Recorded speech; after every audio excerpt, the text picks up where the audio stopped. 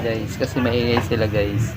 Naluto ng ating hotdog. Malalaki po siya, jumbo po yung hotdog na to. Kasi marami po kami, 10 kami guys. Ay! 10 kami guys.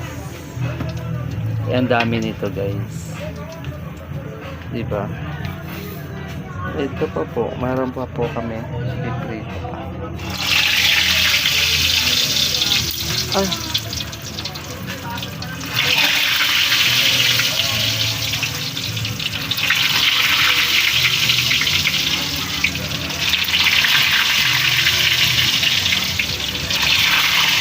Kasi sa 10 puro lalaki guys, ilan lang kami.